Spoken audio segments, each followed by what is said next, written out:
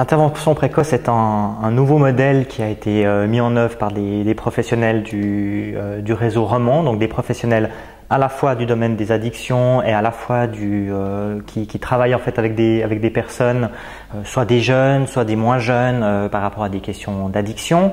C'est un modèle qui a été développé par le GREA sur mandat de l'Office fédéral de la santé publique et qui vise à donner quelques guidelines, quelques bonnes pratiques finalement pour mieux accompagner les jeunes en situation de vulnérabilité.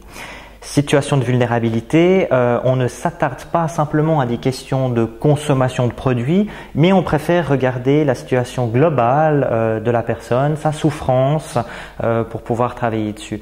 Il y a un adage en cours chez les professionnels qui dit que pour bien travailler sur la question des addictions, il faut réussir à les oublier assez vite pour entamer le travail sur la situation globale de la personne, sans pour autant négliger la demande. Mais c'est important de pouvoir faire ce petit détour par le bien-être général de la personne pour ne pas mettre tout l'accent sur la question de la consommation de substances. Le risque est grand qu'on pourrait perdre des éléments de compréhension très importants par rapport à quel est le sens que prend cette consommation pour la personne dans son contexte de vie. Voilà.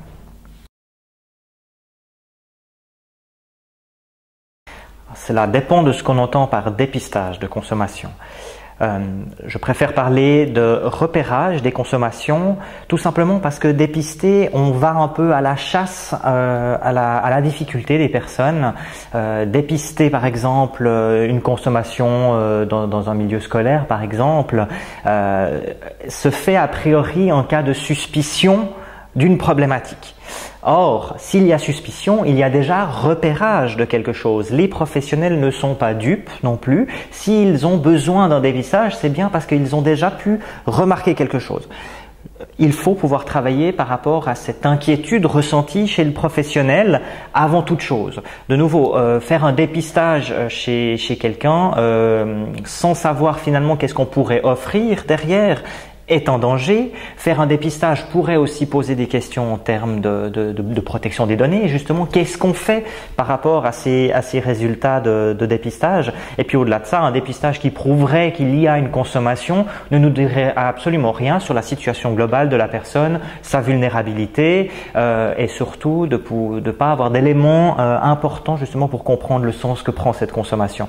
Je parlerai de repérage pour mettre l'accent sur la responsabilité du professionnel qui constate que quelque chose ne va pas chez une personne, mais responsabilité dans le bon sens du terme, c'est-à-dire de ses propres compétences, de son propre pouvoir finalement à réagir à une situation qu'il considère comme problématique. Et là, il y a tout un travail justement qu'on peut faire avec ces personnes pour renforcer leurs compétences à l'interne de leur institution et auprès des personnes avec lesquelles elles travaillent. Alors, il y a un risque de stigmatisation qui est présent, en effet, qui peut déjà partir du fait de quelle est la définition qu'on donne à précoce.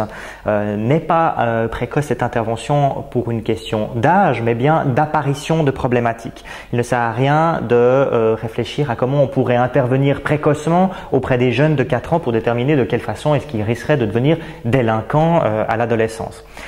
Au-delà de ça, dans cette intervention précoce, si on veut finalement forcer à aider quelqu'un qui consomme du cannabis, par exemple, il y a un risque assez important de rupture du lien éducatif. C'est-à-dire que si on impose un suivi ou on impose un test de dépistage à un jeune qui nous semble poser des problématiques, cela peut clairement péjorer le lien qu'on peut avoir avec cette personne. Et c'est précisément sur ce lien, c'est le lien qui peut nous aider finalement à aider cette personne. Donc en aucun cas il ne faut perdre justement cette valeur de lien éducatif qui est justement le moyen sur lequel on peut s'appuyer pour aider la personne, le jeune qui consomme du cannabis dans cet exemple. Non. L'intervention précoce vise avant tout à mieux prendre en compte le contexte de la personne. Amener les gens en traitement, c'est indispensable de pouvoir le faire pour les personnes qui en ont besoin.